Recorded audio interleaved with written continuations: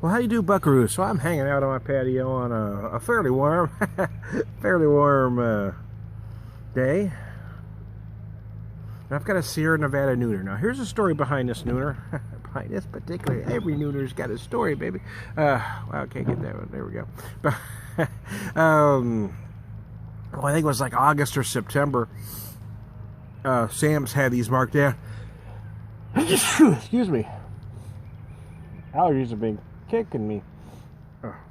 They had these for 1050, 1051, something like that. A case. So I ended up buying 3 cases. Throughout the rest of the summer there, I took them to various functions, but I still got about a case and a half left. I wanted to buy a recent one. I haven't found them in the stores yet. I don't know if they're not doing it this year, if it hasn't hit my neck of the woods. I wanted to kind of compare them. Now, here's the thing. I didn't expect to let a beer like this sit for... the date on the box was May 14th, so they're just about a year old. Bottled by, I believe it was.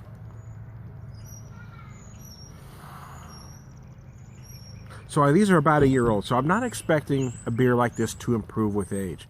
But my point is that I don't think a beer like this is going to go belly up. I think they're still going to be drinkable. It might have changed a little bit, it might have evolved, but I don't think they're going to go belly up. And again, my greater point is, if this tastes good, is that you don't necessarily have to drink cheap 30-pack beer if you don't want to, even if you're on a budget. I buy almost everything I buy marked down in some way. I'm not afraid to buy stuff on sale. Some people are. I'm not.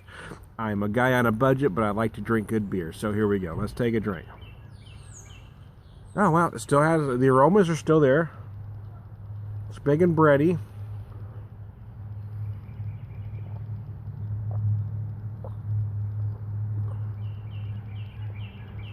Alrighty then. Yeah, you know what? I'd like to have a fresh one to compare this to.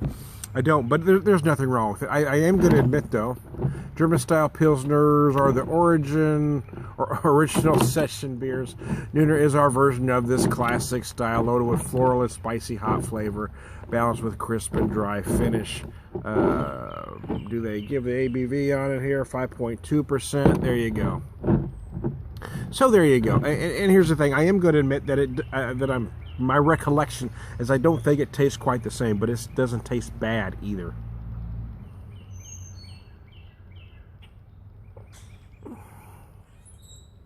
The malt presence is probably more dominant than it was originally, but I'm still feeling those spicy hops at the end. Yeah, there's certainly nothing wrong with it, and it's certainly better than drinking some 30-pack swill. You know, I mean, I'd rather drink a year-old Nooner than a brand new 30-pack something. You know, this is a much better beer. It's much cleaner. It's much crisper. My recollection of it, though, is I will say the hop presence is diminished. There is no doubt about that. I'm not denying that the beer is going to change. What I'm saying is, though, the beers just don't go magically bad. A beer like this is fine. It is not quite the same as it was a year ago, but there's certainly nothing wrong with it either. It doesn't have to be an either-or. Something doesn't have to be wonderful or belly up. It can be somewhere in the middle. This is still rather drinkable.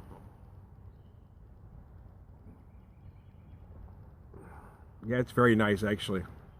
It's very crisp. It still has a nice snap.